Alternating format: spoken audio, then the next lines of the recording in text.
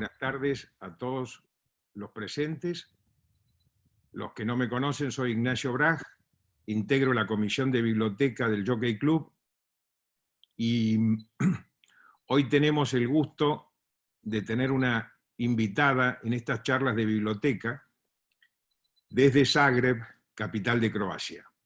Es la licenciada Carmen Berlijak, que nos va a deleitar con su último libro, que acaba de publicar, El genocidio de Bleiburg. Hola Carmen, ¿cómo estás? Hola Ignacio, qué nervios esto de conectarse, un desastre. Bueno, son cosas que pasan a la distancia, ¿qué se va a hacer? Sí, sí, sí. Yo quisiera, antes de comenzar, agradecerte en nombre del Jockey Club, del presidente que está presente de la Comisión de Interior, Oscar Marino, y del presidente de la Comisión de Biblioteca, Ludovico Videla. Ludovico Videla. ¿Cómo estás, Carmen? Ludovico. Hola Ludovico Ivanišević. Así es. ¿Cómo estás? Muy bien, gracias. ¿Qué tal, Ludovico? ¿Cómo estás, Ignacio? Contame, Carmen, ¿cómo estás vos? ¿Bien? Bueno, sí, con las circunstancias que conocemos todos, ¿no? Por supuesto. Acá tengo que agregar que en Zagreb, y hoy lo vi en las noticias, hemos llegado casi a los 2.500 terremotos, desde el primero, que fue el 22 de marzo. ¿Terremotos? Terremotos, sí, fue uno grande. Y muchas En réplicas. Zagreb, y todo esto son réplicas. Bueno, yo tengo un amigo que dice que él no reconoce ningún terremoto por abajo de 4 grados Richter, ¿no? Porque el primero fue de 5 punto algo. Alto. Sí, fue temblor, sí, de temblar todos. Pero bueno, anoche hubo todavía uno de 2 grados y algo.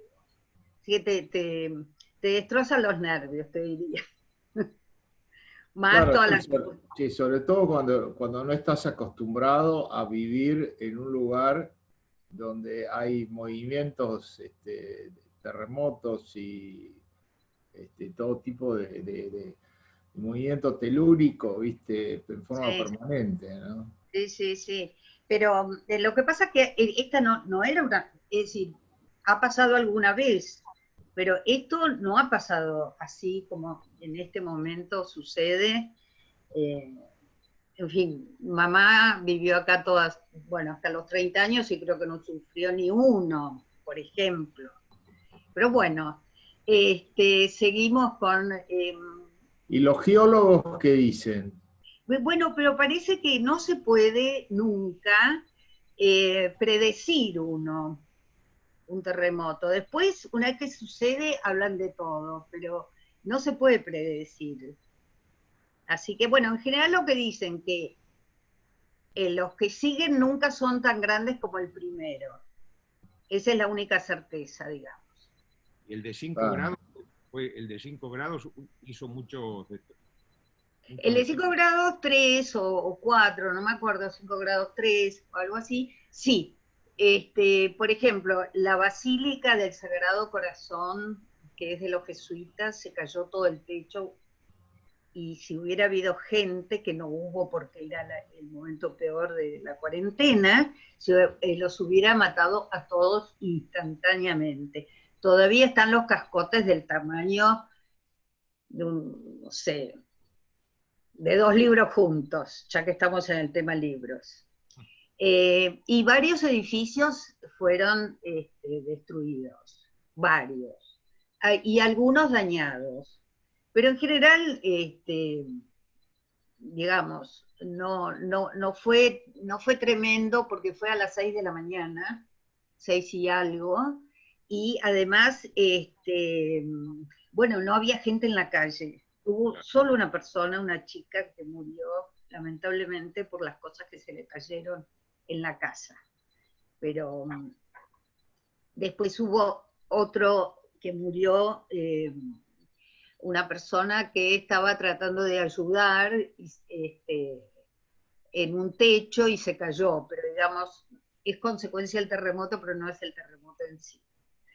Los edificios más lindos fueron dañados, Claro, los más antiguos y los más antiguos y céntricos, sí, sí, sí.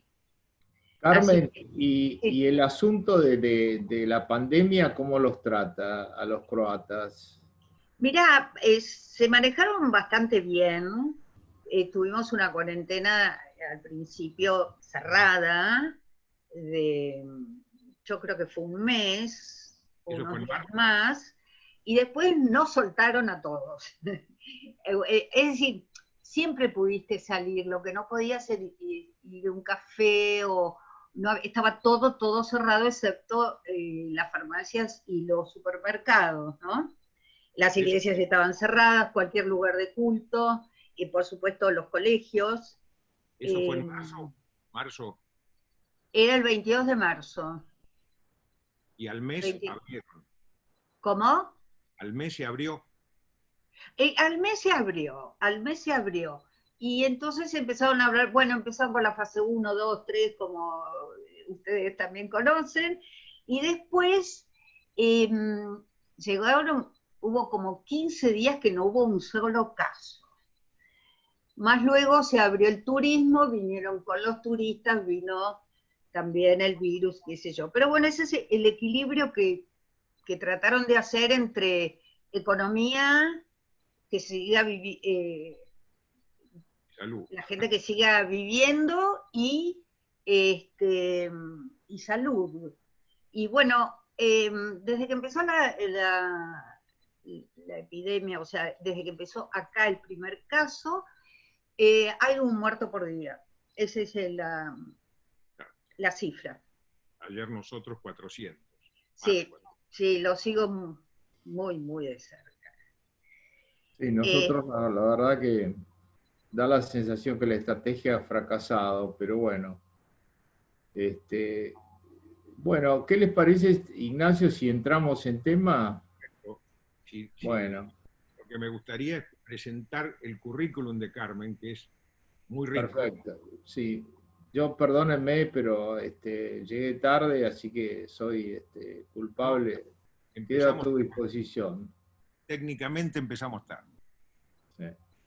Bueno, a los presentes, presentarla a Carmen es presentar a una estudiosa y a una investigadora. Ella es licenciada en Letras por la Universidad Católica Argentina.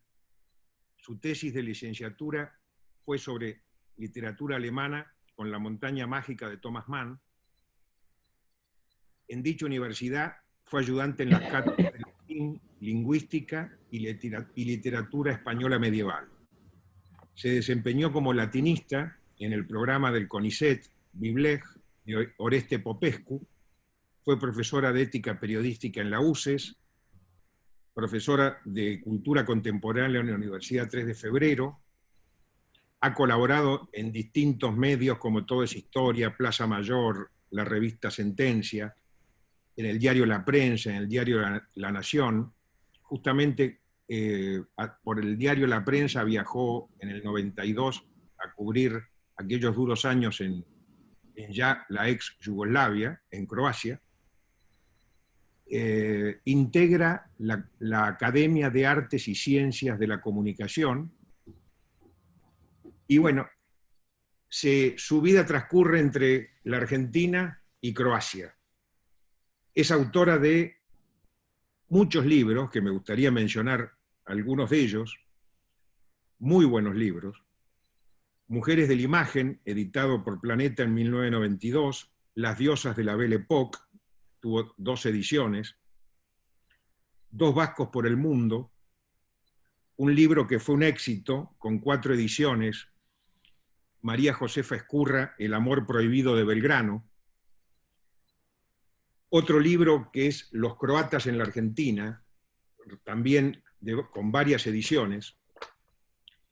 Y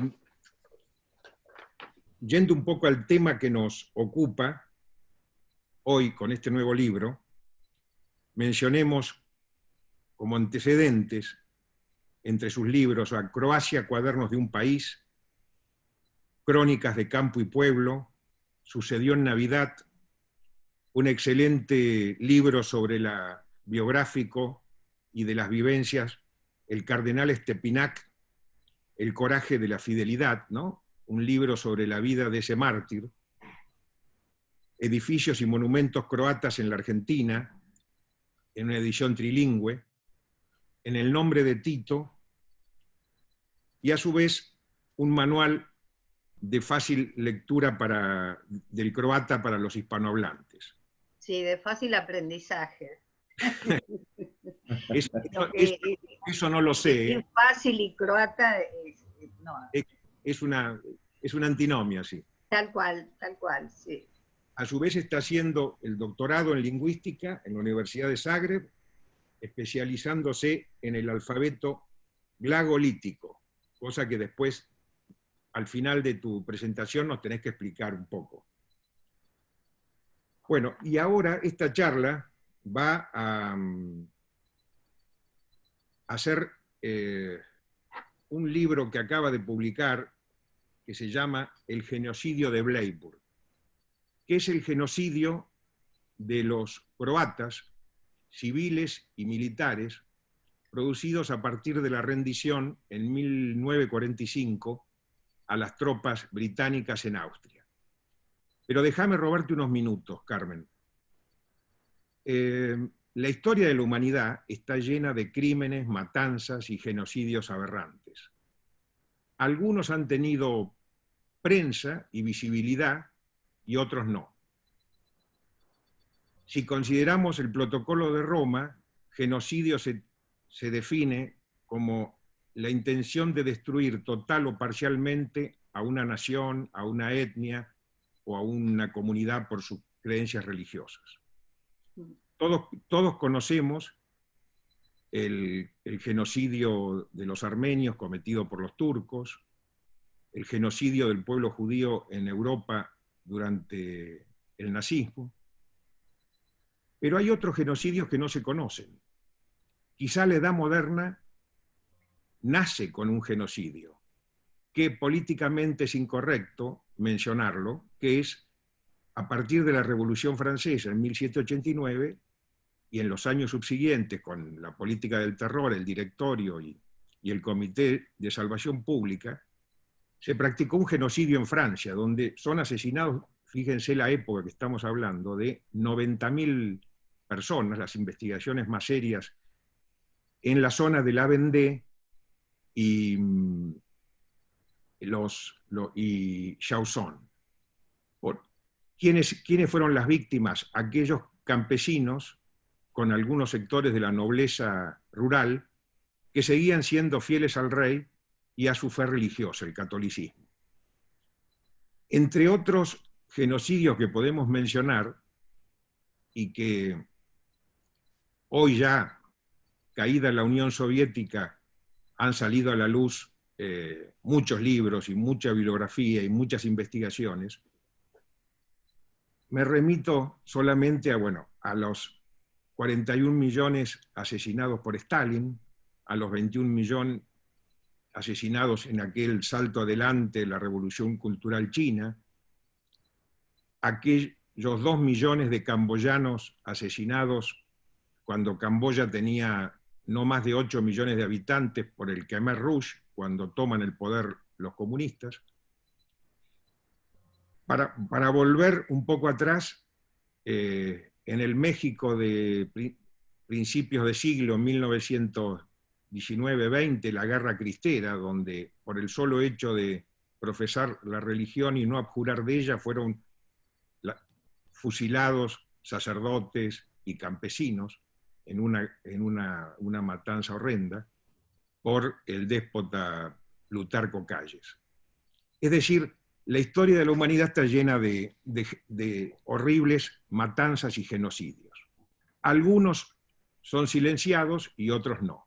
En este caso, el genocidio de Bleiburg, que es el título y la investigación de Carmen, nos abre a las puertas y nos da a conocer en una la verdad, estremecedora investigación de cómo fue esa matanza.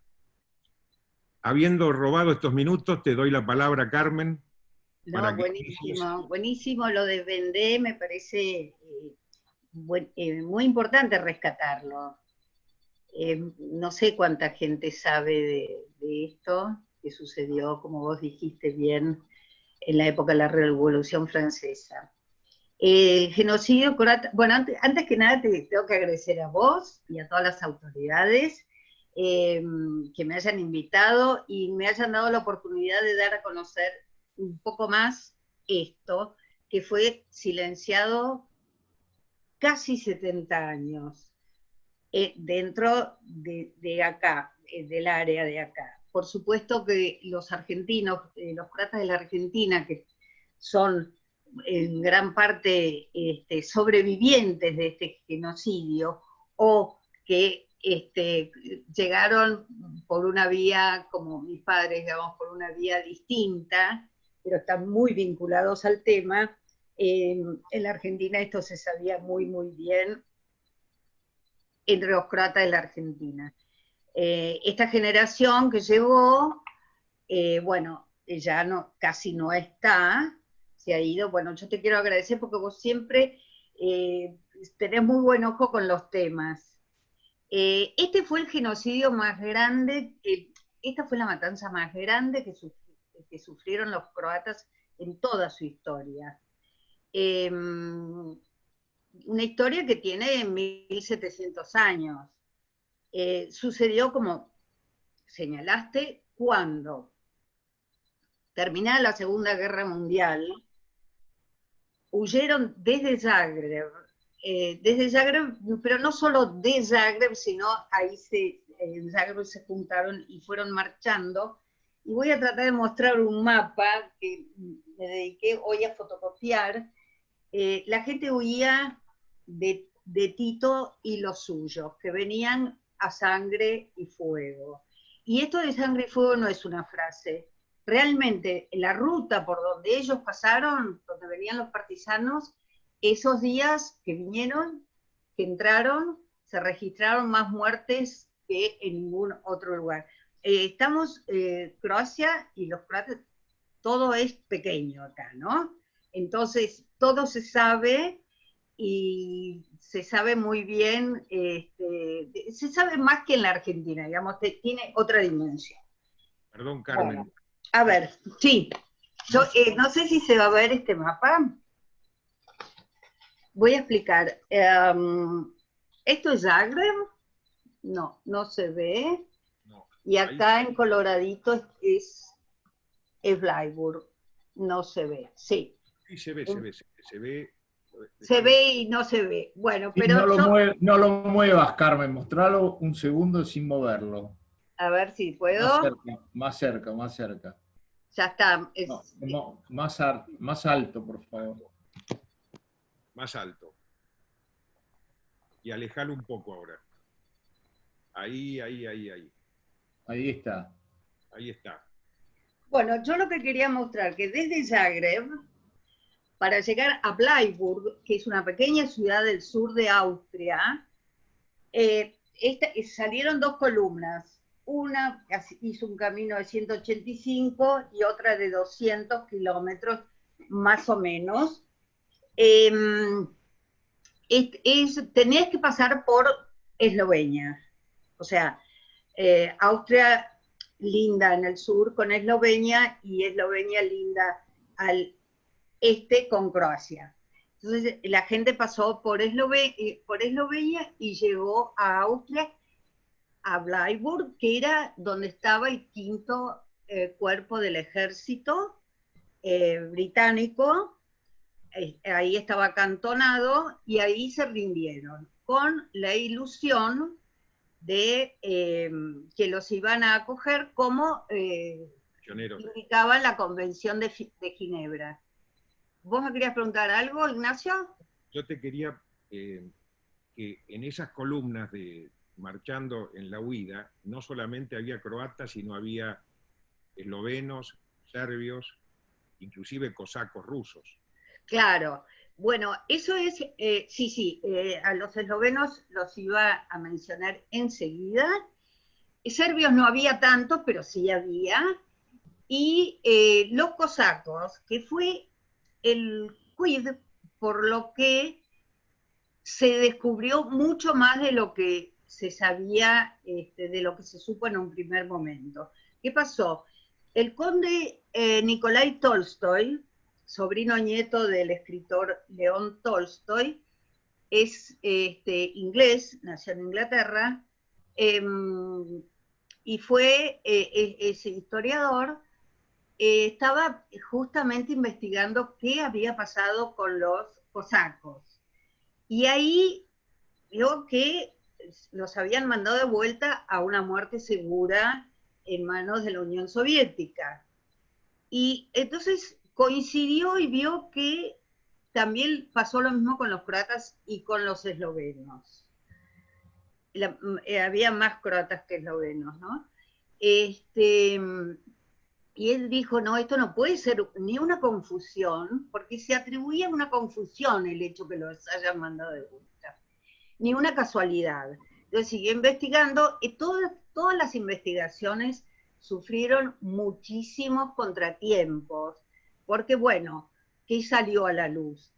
Que fueron, o sea, que la gente sí se rindió y fue traicionada por los ingleses, mandados de vuelta cuando en realidad iba en contra de las leyes, mandados a una muerte segura, segura como así sucedió. El propio... Pero, Carmen, perdóname, sí, me parece que conviene aclarar que había entre los desplazados que se rindieron soldados croatas, es correcto eso, ¿no? Porque había un general croata que vos mencionás, que es el que dirigía un poco todo esto, y en realidad, si bien eran ¿cómo se llama? En ese momento aliados del eje, habían dejado de combatir y muchos de ellos, digamos, eran simplemente nacionalistas croatas, ¿no? sí, sí, esa sí había soldados, pero la mayoría eran civiles. Claro. La Justo mayoría eran civiles. Eran gente que, como digamos, uno de los testimonios, la señora Blažeković, otro de la señora Šoštarić, que cuentan paso a paso. En el caso de la señora Blažeković salieron 30 familiares, tíos, porque viste cómo es en Europa, que son todos medios Sí. abuchados, y llegaron 30 y no, salieron 30 y bueno, ametrallados aquí, no sé qué, allá, violadas, etcétera. Llegaron a la Argentina 3, nada más que 3. En otros casos no llegaron ninguno de los que, no, por eso te digo, la mayoría eran civiles que, eran, que no eran comunistas, que estaban en contra de todo eso y sabían que no les iba, que si se quedaban tampoco les iba a ir bien. Lo que no esperaban era esta traición. Lo que demuestra Nikolai Tolstoy, y que yo lo resumo, trato de esquematizar porque es tan complicado todo, es que fue una jugada, por decirlo así, de Macmillan, o sea, no fue todo el ejército, no fue todo el comando que estuvo de acuerdo, sino que fue una cosa de Macmillan que digamos, se dejó o negoció con la fuerza triunfante comunista. Inclusive vos mencionás ahí en tu libro, lo citás a Tolstoy, que Macmillan en su diario reconoce que los enviaba a una muerte segura. Sí, sabía, pero bueno, se negoció así. Y bueno, y yo cuento la escena dramática cuando estaba, porque Bleiburg tiene una colina bastante alta, allí arriba un castillo, que es donde se trataban los croatas, entre ellos el señor Cherlian, cuyos hijos viven en la Argentina y que con ellos nos hemos tratado muchísimo, con los grandes también, trataban y Herenchich, trataban de negociar la vida de los prisioneros, o sea, que salvarles la vida. Pero no hubo caso, porque eso ya estaba pactado con las huestes de Tito, no hubo caso. Mientras tanto, en la pradera, la gente esperaba aterrada. Cuando terminó la reunión, empezaron a dispararlos de los 4 costados, y ahí los mataron. Se llamó la masacre de Bleiburg, pero en realidad la mayor parte no fueron muertos en Bleiburg, sino obligados a marchar, eso que se llamó el Vía Crucis croata, obligados a marchar formados de a 4 y a correr, marchar, correr, y los mataban cada año, porque sí, porque no, por lo que sea. Bueno, terminaron que se habla de una cifra, y esto es importante, de hasta 600.000 personas muertas en esa ocasión. No fue un día, fueron varios días. Y como a mí me parece muy importante destacar que para cometer tantos crímenes se necesitó mucha gente. Y esa gente ha tenido hijos. Y esos hijos están acá. Y están en Croacia. Y muchas veces están en situación de bastante poder. Y eso ha sido no solo Tito, que en el ranking de los malditos del siglo XX tiene el número 10, detrás de Ho Chi Minh, tiene el número 10, que no es poco, que es proporcional, es proporcional a Stalin, porque bueno, si hablan... Ay, yo no escucho, Déjame que te interrumpa. Sí. En Memoria del Comunismo, de Jiménez Los Santos, lo ubica Tito dentro de los genocidas en el puesto número 6, con 1 millón de asesinados. Cosa que es curiosa porque Occidente durante mucho tiempo, y aún hoy, la izquierda y los sectores progresistas se siguen hablando de Tito con el proyecto de autogestión y todo, como hubiera sido un gran idealista, cuando están en cabeza, como vos decís, la lista de los principales genocidas del siglo XX. Sí, sí. Yo me acuerdo en la década del 60, vos sos de la UCA también, pero sos más joven que yo, pero había colegas Soy míos... compañera de Josefina. Sí, por eso, sos joven. Había compañeros de facultad míos que me hablaban del modelo socialista con cara humana, que era el modelo socialista yugoslavo, dirigido por Tito, que es una figura de papeles como el Che Guevara o Fidel Castro, ¿viste? Está inflado por la izquierda, pero en definitiva no deja de ser un asesino más, ¿no? Sí, es verdad, inflado por la izquierda, pero además la construcción del culto de la personalidad, que yo eso sí lo tengo en otro libro, en el de Tito que mencionó, que mencionaste, Ignacio, Nombre de Tito.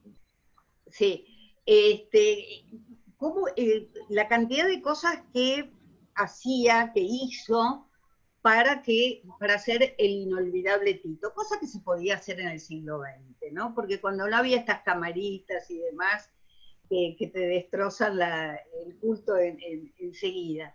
Pero yo tengo amigos acá que hoy tienen 70 o por ahí un poco menos, que cuentan que ellos tenían que salir con la banderita, cada vez que pasaba Tito, hacían con la banderita así, bueno, entre tantísimas otras cosas, ¿no? Es decir, la izquierda lo tomó, pero ellos se construyeron así.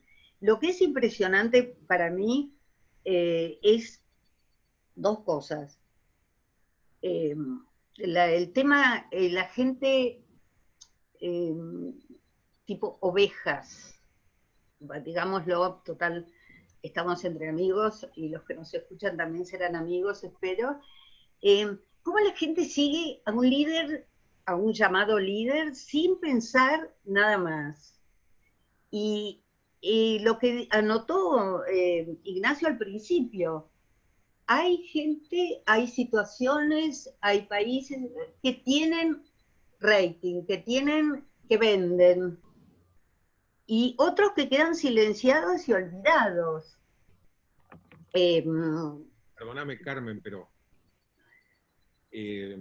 lo de Bleiburg, como vos decís, se sabía, pero era casi se sabía en sectores políticos, intelectuales, lo de Tolstoy que mencionaste muy bien, pero claro, recién la remoción y el descubrimiento de las fosas, de los esqueletos, de las minas donde arrojaban los...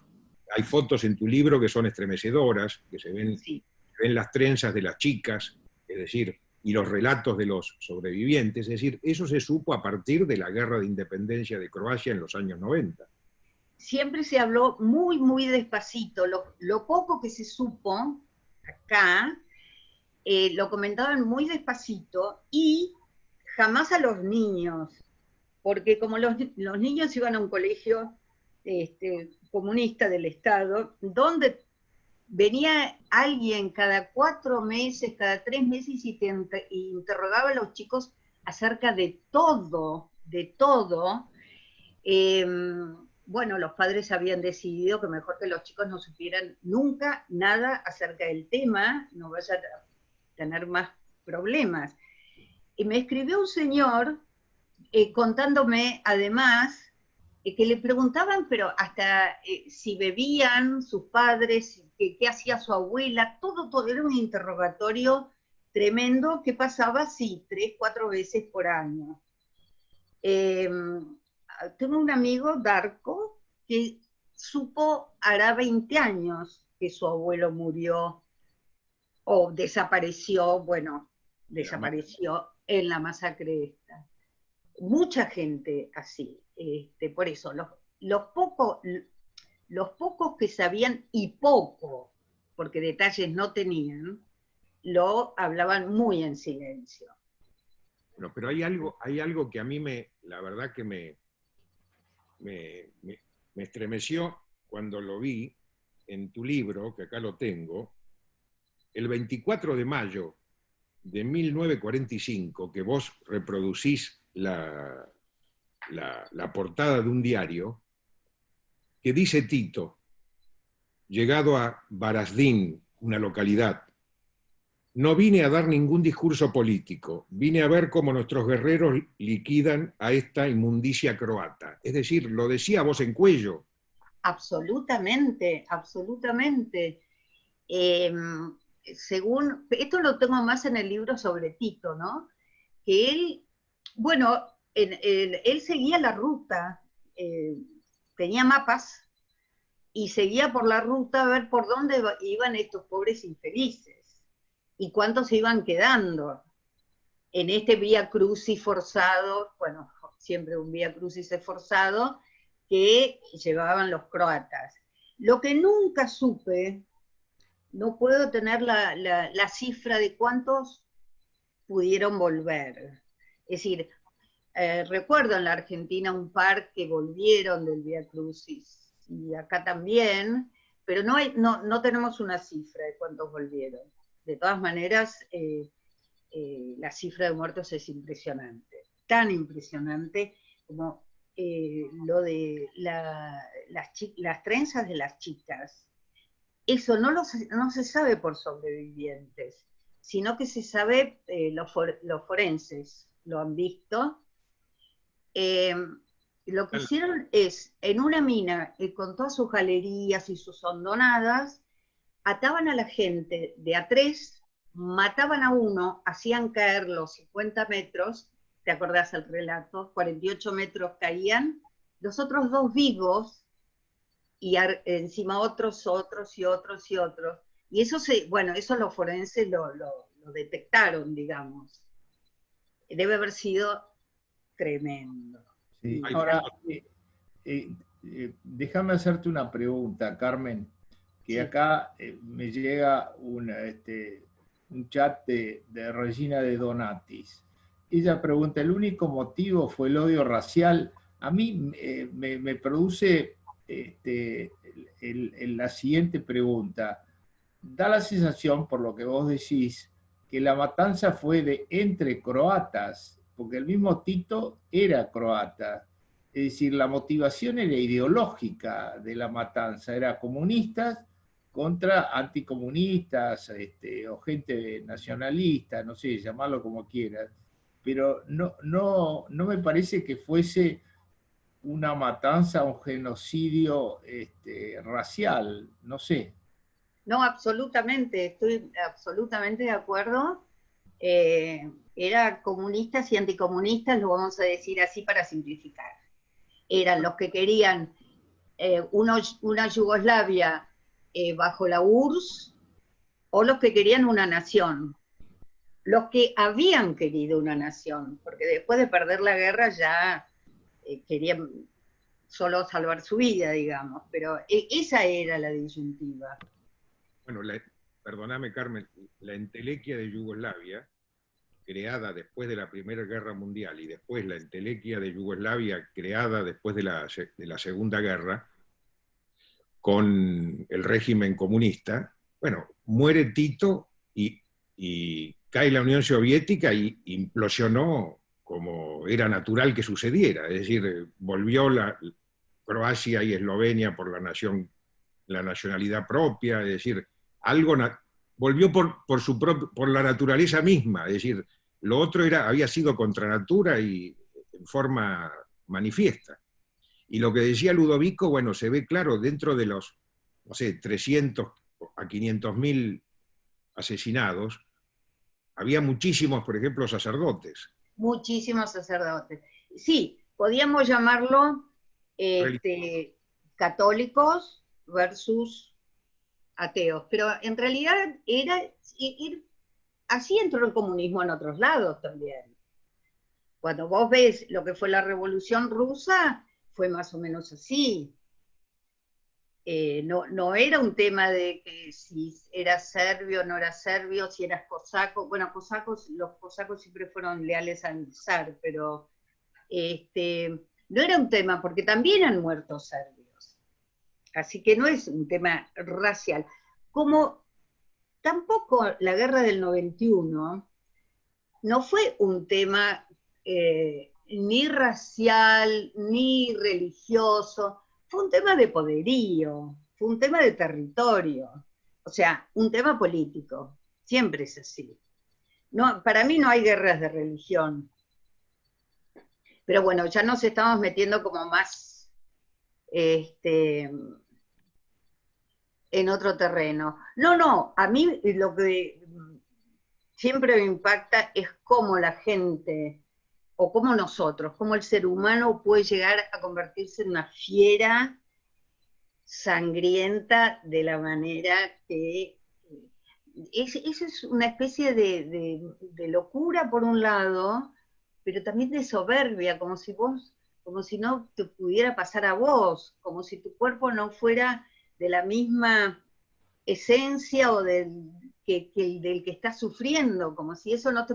Sí, insisto, a la inversa te podría pasar a vos. Hay muchos detalles de muchísima crueldad, muchísimo ensañamiento que no tiene que ver con una supuesta venganza tampoco. Sobre todo cuando pensamos en la gente que ha sido tirada en esa fosa y en otras, algunas yo visité, no ahora sino en otro momento, tirar vivos. No sé, son crueldades. Porque si bueno, vos sabés que en los totalitarismos, digamos, el comunismo y en el nazismo también, el terror era un arma de poder, ¿no? Es decir, primero aterrorizaban a la gente y después la dominaban, ¿no? Yo creo que esos crímenes buscan como objetivo producir terror, que es una herramienta. Los tipos que ponen bombas producen terror también, quieren producir, digamos, una docilidad de la sociedad hacia estos violentos. Acá me hace una pregunta Bernarda Roca, Espaín, que dice, ¿cómo se explica la predilección de Tito hacia los serbios? Eh, ¿Cómo se explica? Hacia los serbios Sí, que le eran afines, porque los serbios precisamente mayoritariamente fueron eh, cooptados por Tito. En cambio, los croatas fueron mucho más renuentes. Por bueno, ahí eso, juega un poco la religión, ¿no? O no sea, sé, los croatas son católicos y los serbios son ortodoxos. sí, pero Tito era, o sea, el comunismo se definía como ateo. También Claro, han martirizado no solo a sacerdotes católicos, sino de cualquier culto. claro. Y también ortodoxos, por supuesto, en menor parte, porque la mayor parte del pueblo serbio este, se, se adaptó a Tito y las luchas partisanas en realidad comenzaron en Serbia. El No sé sector, si esto responde a la pregunta Sí, de sí, la sí, por chica supuesto. Bernarda. no, yo lo que te quería justamente consultar es, porque hay un hecho que es histórico, que hablando de los serbios, el sector monárquico y anticomunista, que luchaban contra los alemanes, inclusive contra los croatas, eh, no recibieron ayuda de Inglaterra. Y después fueron víctimas de Tito también. Es Sí. decir, Inglaterra ayudaba a Tito. Inglaterra ayudaba a Tito y la reina de Inglaterra, Isabel, fue al entierro de Tito, que no lo suele hacer con cualquiera.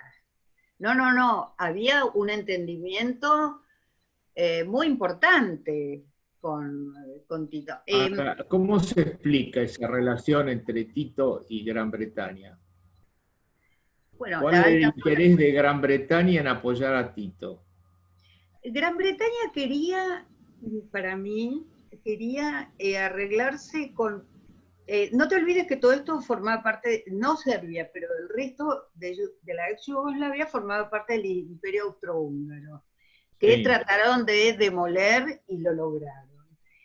Y entonces Inglaterra quería entenderse con uno solo, no quería tener un montón este, de caciques, prefería tener el gran cacique, que sería Tito. Eh, ¿Qué más habría? ¿Qué otro interés? Es una salida muy importante desde el punto de vista turístico, no sé, es una zona muy linda y muy rica en muchos sentidos.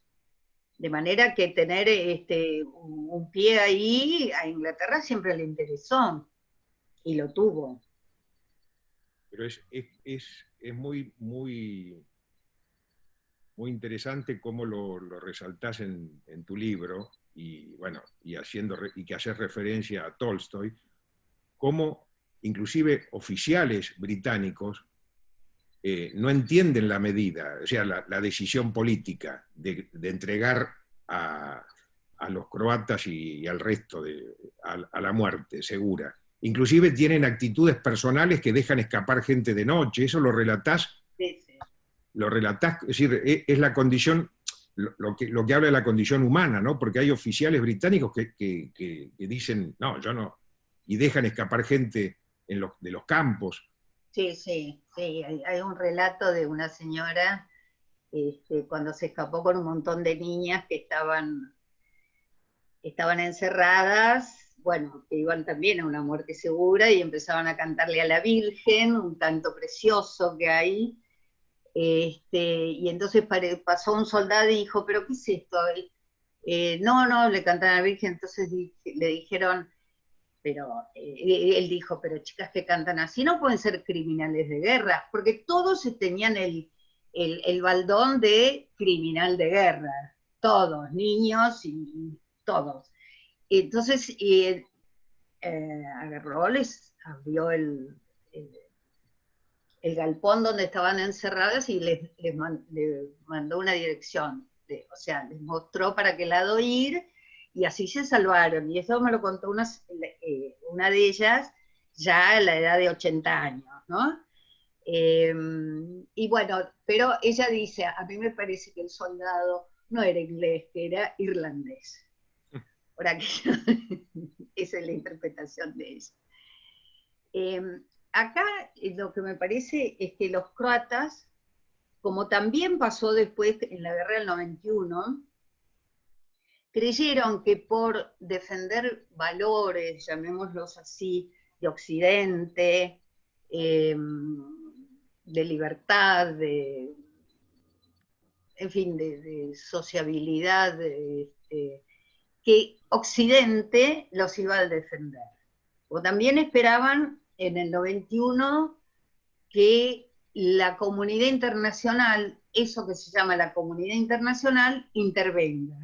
Mientras tanto, la masacre de Sarajevo fue espantosa también. Estoy hablando del 91-95, ¿no? De manera que la conclusión es que a lo mejor no hay que ser tan ingenuo, hay que no es mía la conclusión, adhiero a ella.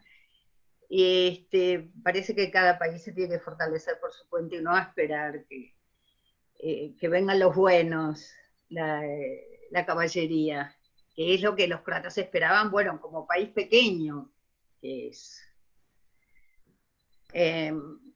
¿No me entendés? Sí. No, pues mirá, con cara. Yo creo que es una reflexión que de alguna manera alcanza a la Argentina también, ¿no? O sea, si la Argentina no piensa que va a ser protegida por acuerdos internacionales, en caso de conflicto, bueno, está equivocada, ¿no? Yo creo que en eso, ahí te quería hacer una pregunta, porque esta presidenta tan sugerente, Kolinda Grebar-Kitarovic, que estuvo años. en el año 2018 acá en la Argentina, sí, me llamó la atención porque, viste, bueno, entiendo, no sé, dentro de las categorías políticas de Croacia, no sé a qué partido pertenece y demás, pero me llamó mucho la atención porque la invitaron a visitar el llamado Museo de la Memoria, que es una especie de panegírico, no sé si lo conocés vos, Carmen, pero acá en la Argentina, en Buenos Aires, es un panegírico, digamos, de lo que es el terrorismo de izquierda, ¿no? Una visión, no, es una memoria sesgada, es un poco lo mismo que pasa con este genocidio, ¿no? Es como mirar la cosa con un solo ojo. Entonces ella se negó, lo cual me llamó mucho la atención, me pareció extraordinariamente lúcido de parte de esta señora, con lo cual ganó todas mis simpatías. Y también, digamos, me pareció muy simpático cuando en el Mundial y haciendo de hincha por Croacia en su famosa final, y bueno, y salió a saludar a los jugadores y demás.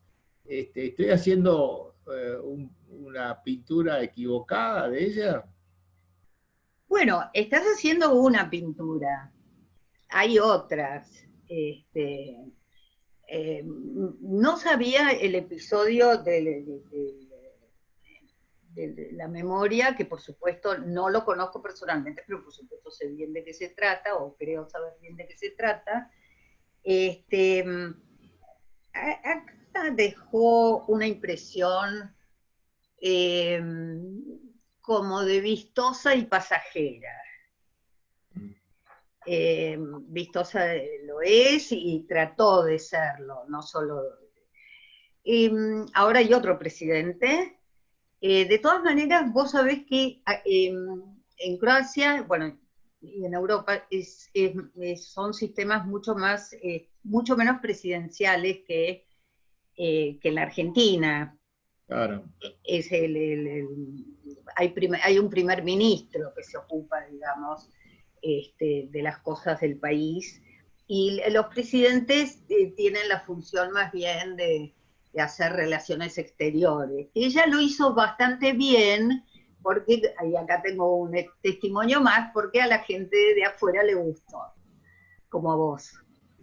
No, bueno, escúchame, habla 6 idiomas, incluido Eh, el castellano. No sé vos cuántos hablás, pero calculo más o menos lo mismo.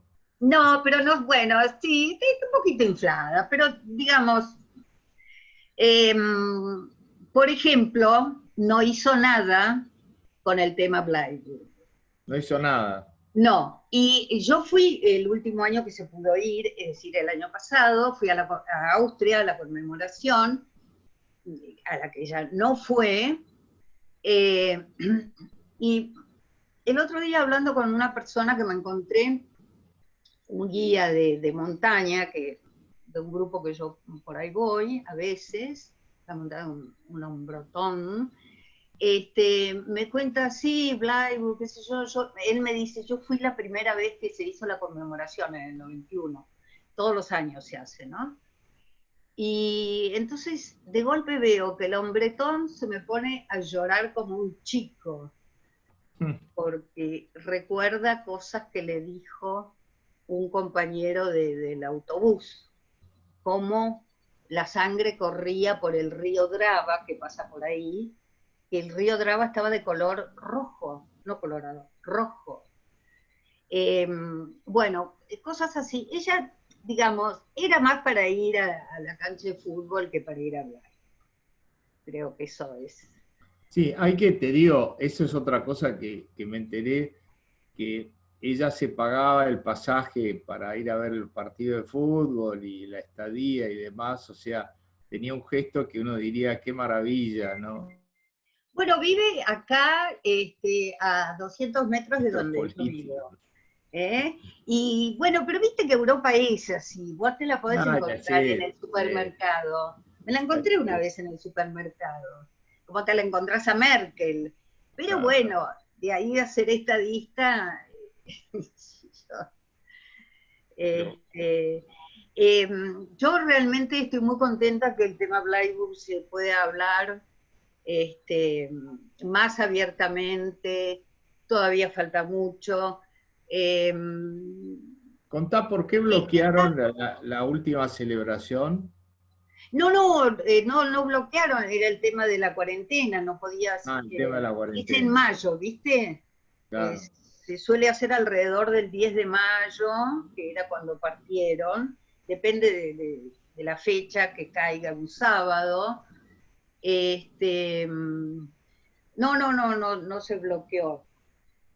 No se bloqueó, no sé qué pasará de acá en más.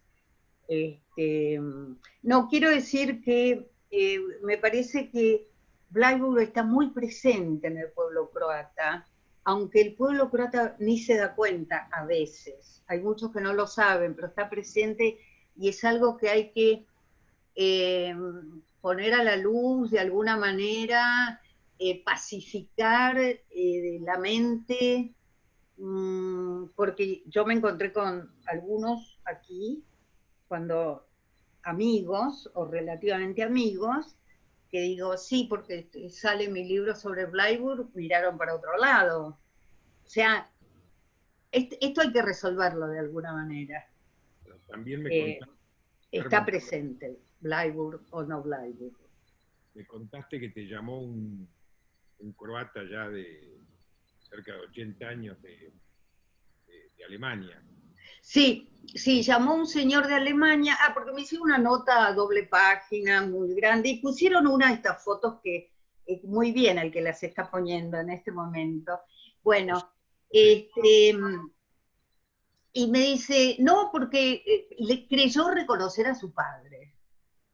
Entre esa que decía que tiene como una señalización que vas para un lado o para el otro, creyó reconocer en primera fila a su padre. Yo no sé si la, exacto, exacto, una de estas personas, creo que el que está al lado del poste, digamos, creo. Y yo pensé, a lo mejor no es, y se lo dije, pero a lo mejor no es, han pasado 75 años. Pero qué conmovedor, sea o no sea, que él quiere tener algo de todo eso, ¿no? De todo aquello que pasó. Me pareció muy demostrativo de lo presente que está. Recibí muchos llamados y muchas cartas, y cada uno quiere contar lo suyo. Y realmente también de gente como Zlata Hercingoña, que está escribiendo, que ya ha escrito en la Argentina toda esta historia también. Bueno, dice ella, para los suyos, qué sé yo, pero de otras personas que lo están escribiendo porque, insisto, algo hay que hacer con esto. Todo el mundo siente que algo hay que hacer con lo que se llamó un crimen magnum, y que lo es. Esta es la etapa. Ahora sí, da la impresión de que es un poco como nos pasa a nosotros, ¿no? Que debería ser un proceso de pacificación y de amistad social entre los mismos croatas, ¿no? Porque evidentemente los descendientes de los que mataron deben estar por ahí, ¿no?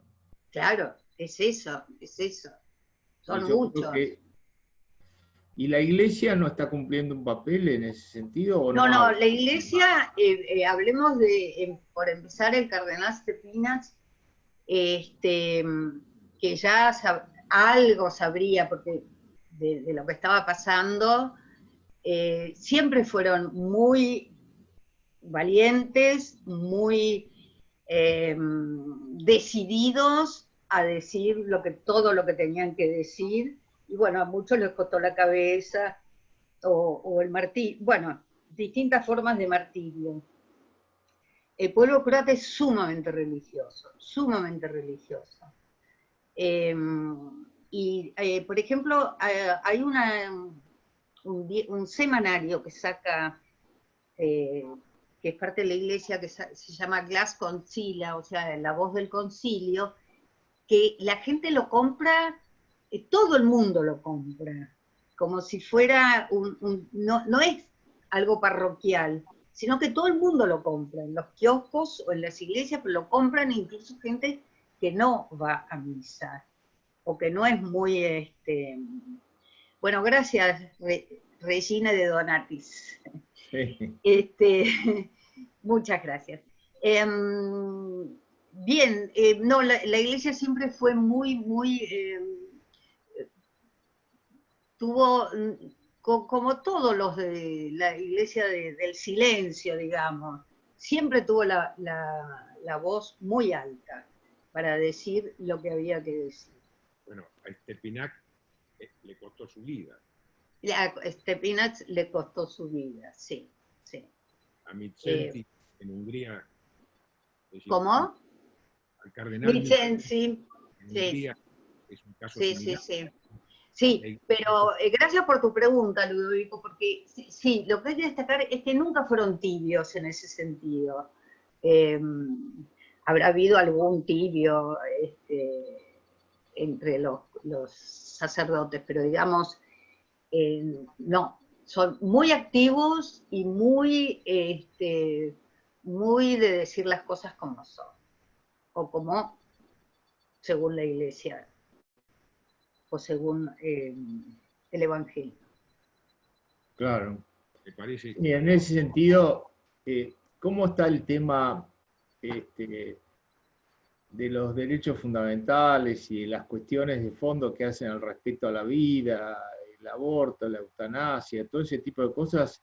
¿La Comunidad Económica Europea ha logrado imponerlas o es como el caso, por ejemplo, de Hungría, que hay una resistencia fuerte y, digamos, y todavía no circula? Mira, acá tenés alguna marcha del orgullo, por ejemplo, tenés alguna abortista, 2, la marcha del orgullo 3, que caminan hasta la esquina, no tienen éxito para nada ninguna de estas cosas, y esta semana ha tenido un éxito esta parte de la comunidad que logró prohibir que las tiendas estén abiertas los domingos. Que Claro. eso no es solo por el culto, sino es por el descanso necesario de la gente que trabaja. Claro. Esta semana se va a implementar. O Ahora, sea, las fuera de iglesias, un kiosco o una cosita así, no tenés otra cosa. ¿las iglesias se cerraron en la cuarentena? No, bueno, sí, la primera, Primer mes. el primer mes, que no estoy segura si fue un mes o un poco. Sí, absolutamente cerrado todo. Ahora, por ejemplo, en la Basílica del Sagrado Corazón, que es la que se cayó, que es donde se casaron mis padres, que es lo que se cayó el techo, pero con unos cascotes impresionantes, la misa se da, y no es el único lugar, la misa se da en el jardín. Claro.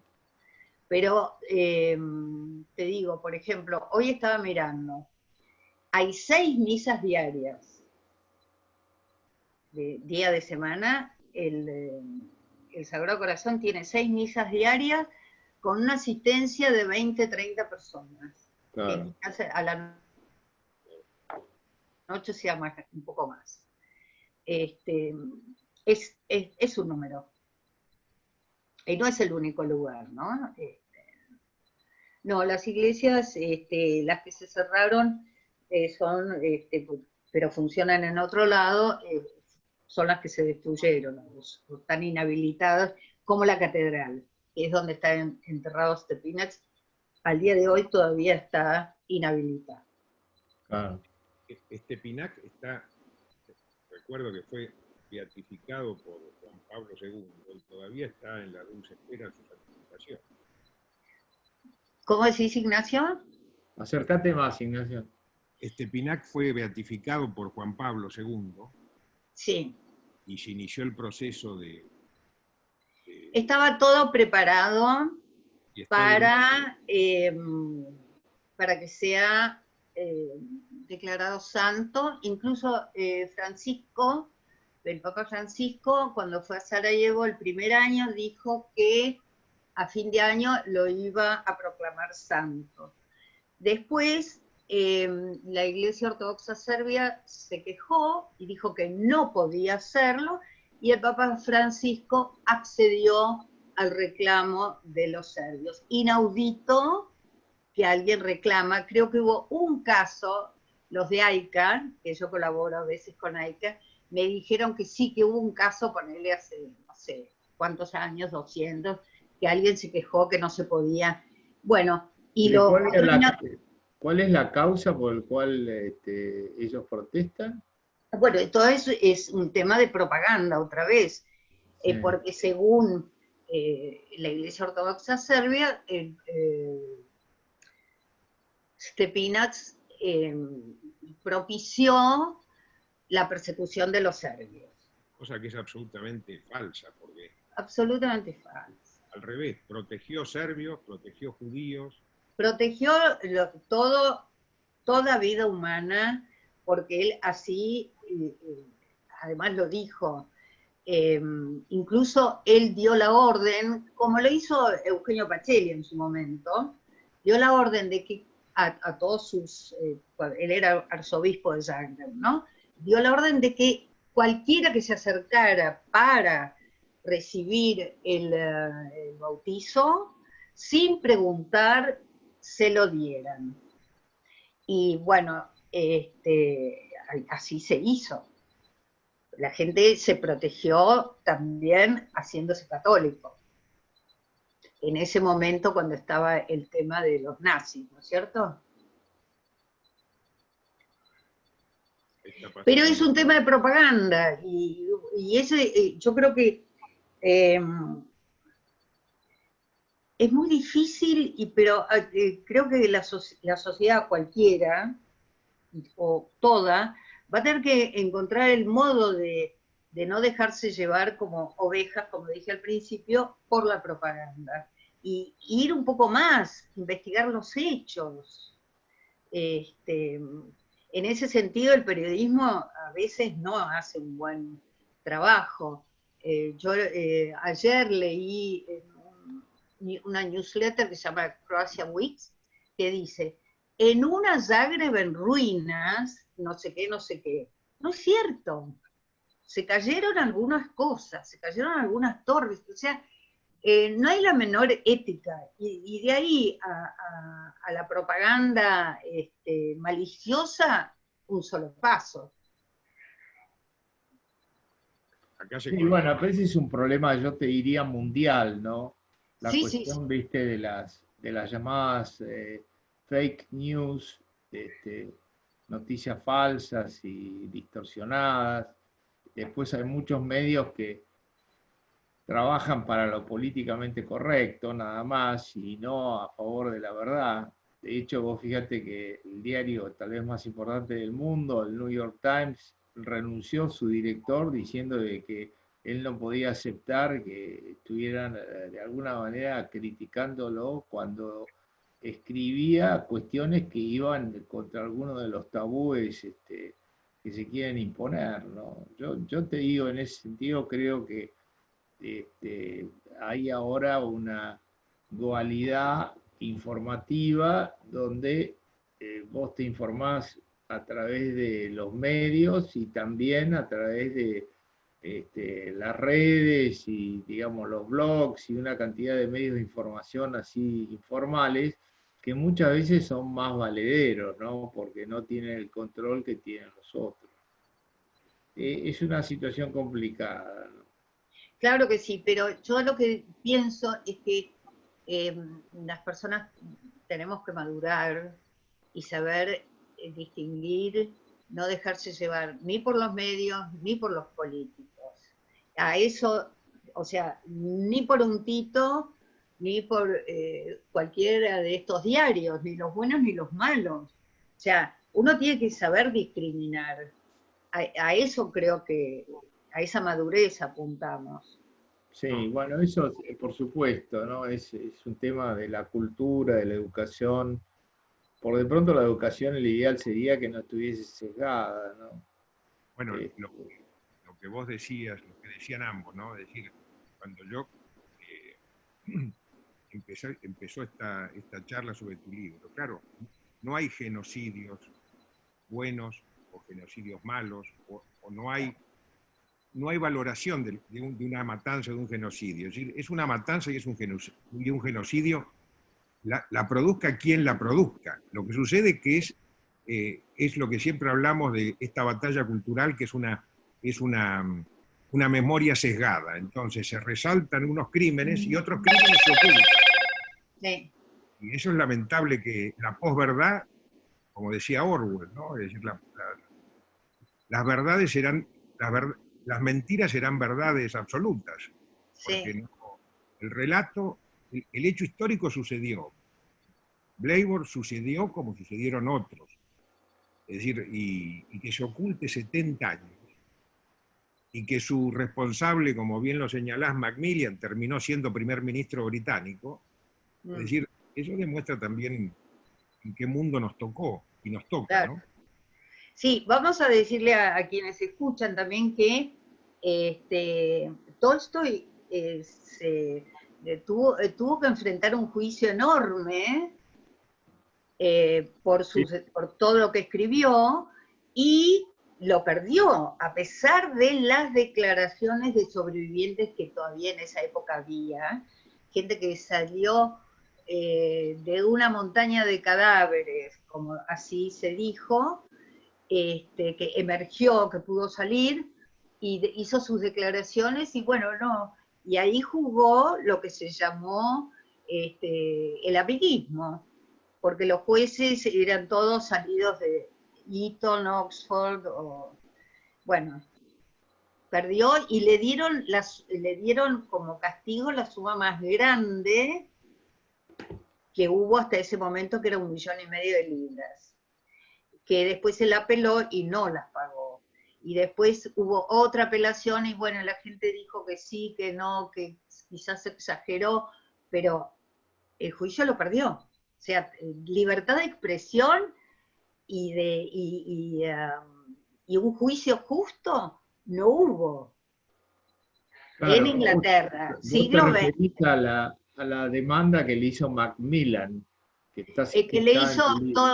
Tony, que le hizo, Sí, ¿No fue el primer ministro Macmillan? sí, Macmillan, pero la demanda se la hizo el ayudante, en este momento se me escapó el nombre, Anthony Eden. Ah, Anthony Giddens, sí. Sí, Sí. que además todos recibieron títulos nobiliarios. Sí. Sí, claro, Anthony por eso Giddens es laborista, neosocialista, ¿no? En fin, Anthony Eden, Toby Lowe. Sí. sí. exactamente. Claro, el Bueno, libro se llamó El ministro y la masacre, o el Sí, ministro de... el ministro de las masacres. Ah, no, en inglés y las masacres. Es verdad, el ministro y las masacres. Ignacio, yo creo que vamos a tener que terminar. Perfecto. No sé si te parece, no sé si habrá José Nogueira, algún oyente que quiera hacer alguna pregunta adicional. No, nadie levantó la mano. Nadie Bueno, entonces, formuló Yo ninguna quería, pregunta. Ludovico, agradecerle a Carmen que nos ha donado un ejemplar de su libro para la biblioteca. así es. Por favor. Y yo quiero agradecerle a Ignacio que me ha donado un ejemplar a mí, así que también soy doble beneficiario a través de la biblioteca y a través de la generosidad de Ignacio. Y por Disculpen, supuesto agradecerte a vos, Carmen, por tu generosa disposición. Espero verte pronto en la Argentina, tener la oportunidad de charlar. Sí, por Y bueno, supuesto. agradecerte por todos los trabajos que haces, porque bueno, el de los el de los croatas en la Argentina yo lo tengo y es realmente una obra muy interesante, ¿no? Sí, Muy ahí te nombro, te sí, ya recordarás. sé que me nombrás, Sí. ya sé que vos sos muy generosa. No, porque bueno, toda la familia Ivanisevic, Sí, de la sí, que pues sabía Ivanisevic, bastante, pero mucho sí, mucho material me trajo D'Angelo, claro, D'Angelo, sí, Aníbal D'Angelo. Aníbal D'Angelo. También pariente mío. Bueno, mi tía abuela, Magda, era, digamos, de alguna manera la gran entusiasta La del escritora. Sí. escritor, así exactamente. Además sabía también, como vos, muchos idiomas y bueno, siempre contaba el Imperio Austrohúngaro. Fue una gran pérdida el Imperio Austrohúngaro, porque mis ancestros, uno de ellos era oficial del ejército austrohúngaro y representó un quiebre para Europa sin duda tremendo, en el cual los británicos tuvieron su cuota, ¿no? Los británicos, la masonería británica. Sí. Bueno, Que todo eso es historia, pero bueno, no hay que Yo olvidar. lamento también lo del imperio austrohúngaro, lo lamento porque era un modo de vida que se perdió y era un modo de vida muy humano. Y bueno, pero según por el libro y después supe que también ustedes tienen un título nobiliario. Bueno, Sí, remontándonos. sí, tal cual, sí, así es. Lo que Gracias. pasa es que, viste, como vivimos en el país donde se persigue la meritocracia, Ay, no vamos a sacar ese tema porque... bueno, por eso yo disiento con vos, Ludovico, cuando le dijiste, esperamos verte pronto por acá. Yo prefería verla pronto por allá. Vengan. Iremos, ¿sabés qué? A ver algún partido de la Copa Davis, ¿eh? Claro, algo así hay que hacer. ¿Recordás ese partido que se jugó en Zagreb, donde ganamos Sí, la Copa ¿qué fue? Davis Hace por primera 3 vez? años. Sí, Inolvidable para los argentinos que fueron. Tengo sí. un amigo también argentino-croata que fue y que volvió fascinado. Sí. Además con Croacia, que es tan linda, ¿no? En Croacia sí, das un paso y tenés algo lindo, después das otro y tenés otra cosa linda. Sí. Todo en chiquitito. Todo en chiquitito, pero bueno, fantástico. Bueno, pero Ludovico, ¿qué estás diciendo? ¿Que no conoces Croacia? No, vos sabés que todos mis hermanos han ido todos, pero yo no fui. No. Bueno, Tengo entonces ya pendiente la sabemos. visita. Tengo pendiente la visita. Perfecto, No, perfecto. y en relación a eso, yo que no tengo sangre croata, tengo afecto, que es tan válido como la sangre. Quiero mencionar algo que es de los tantos déficits que tiene la Argentina, porque la comunidad croata en la Argentina, croata o descendiente de croatas, primera, segunda y tercera o cuarta generación, está, es decir, Carmen es una especialista en esto, pero la diáspora croata está Canadá, Estados Unidos en primer lugar, pero la Argentina está a la par, creo que de Alemania, de los croatas y descendencia. Y la colectividad acá tiene, bueno, como centros culturales, colegios, coros, es decir, el hogar croata, una cantidad de instituciones muy relevantes en todo el país, en Tucumán, en Santa Fe, en Rosario, en la provincia de Buenos Aires, en el sur. Y es curioso que a partir de la independencia de Croacia en los 90, Croacia tenga una representación diplomática acá, tenga una embajada, y la Argentina no la tiene. Es decir, Es verdad. es otro déficit de tantos mamarrachos que tenemos. Sí. Eso me lo decía un croata, Chile tiene una tiene embajada en Zagreb, hay presencia sin duda croata en Chile, pero es mucho menor a la Argentina. Y que la Argentina no tenga representación diplomática, es decir, mantiene la embajada en Belgrado, hoy Serbia, antes capital de Yugoslavia, ¿no? Durante el régimen de Tito. Ahora la embajada, mira, estuvo en Viena, pero ahora está, bueno, Belgrado, Viena y ahora está en Budapest. Cuando debería haber una embajada argentina en Croacia. Es decir, eso es lo que correspondería, sobre todo por el lazo que hay entre Tal cual, sí. histórico entre los croatas que vienen a fin del siglo XIX, principios del XX, y los que vienen después de la Segunda Guerra. Es decir, es una comunidad muy relevante en la Argentina. Y bastante numerosa, Sí. numerosa. Así que... Pero bueno, creo que es... Bueno, acá Gustavo Juan Palau, te mando un saludo cordial. Fíjate acá en el Gracias. chat, sí. Dice que también tiene afecto por Croacia, así que uno más. Bueno, nos despedimos, Carmen, te agradecemos de nuevo muchísimo. No, gracias a ustedes por la oportunidad de hablar de esto, además es tan ameno. Si no fuera por los nervios, Ignacio, que nos hicimos al principio con la conexión. Pero José Nogueira ahí... Sí, arregla todo. Sí, un genio, bueno. Un buen operador, técnico. Bueno. Hubiera fallado conmigo, eso no cabe la menor duda.